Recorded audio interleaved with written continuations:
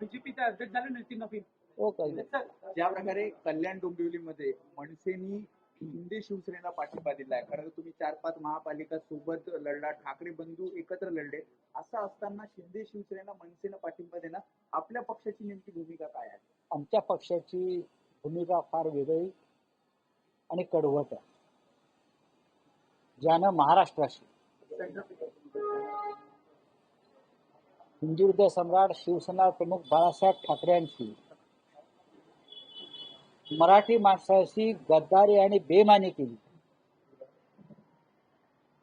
त्यांच्याबरोबर कोणत्याही प्रकारचं राजकीय किंवा अन्य संबंध ठेवायचे नाही. महाराष्ट्राच्या गद्दारांना मदत होईल अशी भूमिका घ्यायची नाही.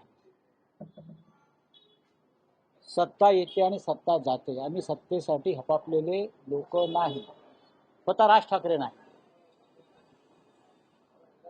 त्याच्यामुळे आमच्या भूमिका स्पष्ट आहे. कल्याण डोंबिवलीचा विषय हा आलेला आहे समजा, तो अत्यंत चिंताजनक आहे. त्यांचं असं म्हणणं आहे की स्थानिक पातळीवरचा निर्णय आहे. असू शकेल. जर पक्षाच्या मूळ ध्येय धोरणाशी प्रतारणा करून कोणत्याही पक्षाचं स्थानिक म्हणून घेणारे नेतृत्व विपरीत भूमिका घेत असेल तर पक्ष नेतृत्वानं त्यांच्यावर कारवाई केली पाहिजे. पण उद्धव ठाकरेंनी मी सांगतो, पक्ष नेतृत्वानं त्यांच्यावर कारवाई केली पाहिजे. कायदेशीर पक्षातून निलंबित करण्याची.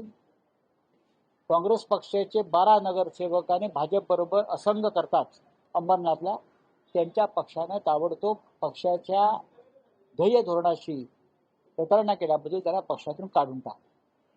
ही एक राजकीय व्यवस्था आहे. फक्त स्थानिक पातळीवरती निर्णय झाला असं सांगून हा विषय संपत नाही. शिवसेना आणि मनसे हे एकत्र आहे, तर एकत्र निवडणूक काढली. अशा वेळेला कोणी एखाद्या चिन्हावर निवडून येऊन बिडूपुड्या मारत असेल तर त्या संदर्भात त्यांच्या पक्षानं आणि नेतृत्वानं एक भूमिका. राज ठाकरेंनी राजू पाटील आणि त्या संबंधित माझा अद्याप विषय संपलेला नाही. त्या पक्ष नेतृत्वानं त्याच्यावरती कारवाई करून महाराष्ट्राला दाखवायला पाहिजे की या भूमिकेशी आम्ही सहमत नाही. कारण राजू पाटील बोलत असताना त्यांच्या बाजूला त्यांच्या पक्षाचे एक नेते उपस्थित होते, ते मी पाहिले. ते मला लोकांनी निदर्शना सांग. आता शिंदे गटाचे लोक म्हणतात मनसे म्हणजे काय MIM आहे का? नाही, पण आमच्यासाठी आणि महाराष्ट्रासाठी शिंदे गट म्हणजे MIM आहे. मराठी माणसातला MIM बेईमान, महाराष्ट्रद्रोही. त्याच्यामुळे त्यांच्याबरोबर जाणारे सुद्धा त्याच विशेषणांना पात्र ठरतात. सत्ता मिळाली नाही, काही मिळालं नाही म्हणून अशा प्रकारे बेईमानी करणाऱ्यांना महाराष्ट्र माफ करत नाही. तुमची काही व्यक्तिगत कारणं असू शकते की तेवढा पुरतीच ठेवायला हवी. ईडी आहे काही लोकांच्या मागे, तिकडे तपास यंत्रणा काही लोकांच्या मागे लागल्या असतील ना. पण तुम्ही त्यासाठी कोणीही पक्ष वेठीस धरणं आणि महाराष्ट्राच्या गद्दारांशी हातमिळवणी करणं हे पूर्णपणे चुकीचं आहे. मी स्वतः माझ्यावरती संकट आलं ईडीचं, मी पक्षाला वेठीस नाही धरलं. मी त्या संकटाशी सामना केला. अनेक संकट आहे माझ्यावरती. आजही माझी प्रकृती अत्यंत खराब आहे. मी आता ऑपरेशन थिएटरमधून आलेलो, कळलं. तर कल्याण डोंबिवलीचा विषय उद्धव ठाकरे यांनी अत्यंत गांभीर्याने घेतलेला आहे. राजसाहेबांशी माझी चर्चा झालेली आहे. काही मिळालं नाही तर मी सोडून जातो अशा मानसिकतेत काही लोक असतात, असं त्यांचं म्हणणं आहे.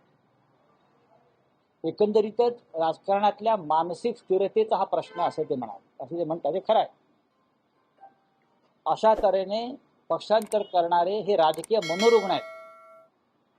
मला काहीतरी हवं आहे आत्ताच, आणि मग शहराचा विकास, गावाचा विकास, राज्याचा विकास, देशाचा विकास, उद्या जगाचा विकास या नावाखाली पक्षांतर वाढत जातात.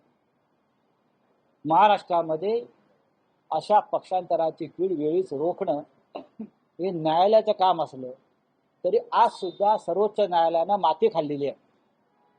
आज पुन्हा पक्षांतराच्या संदर्भात आजची तारीख ठरलेली असताना सुनावणी घेतली नाही आणि परत एकदा ही सुनावणी पुढे ढकलली. याला म्हणतात माती खाणं आणि देशाच्या रासाला हातभार लावणं.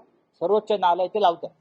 राज ठाकरे कारवाई करणार आहेत असं काही बोलले तुम्ही? बोलला की काय कारवाई? राज ठाकरे व्यक्तिगत आहेत असं मला दिसलं या निर्णयात.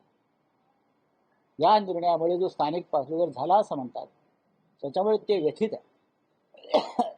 शेवटी त्यांचंही म्हणणं आहे की प्रत्येकाला आपण काही देऊ शकत नाही, देण्याच्या स्थितीत नाही, आणि मला आत्ता पाहिजेच, नाही दिलं तर जातो, या भूमिकेत मानसिक अस्थिरतेचं हे लक्षण आहे. इतर ठिकाणी सुद्धा असं होऊ शकतं, या मुंबई खबरदारी घेत आहे, खास करून मुंबईमध्ये. मुंबईत असं होणार नाही,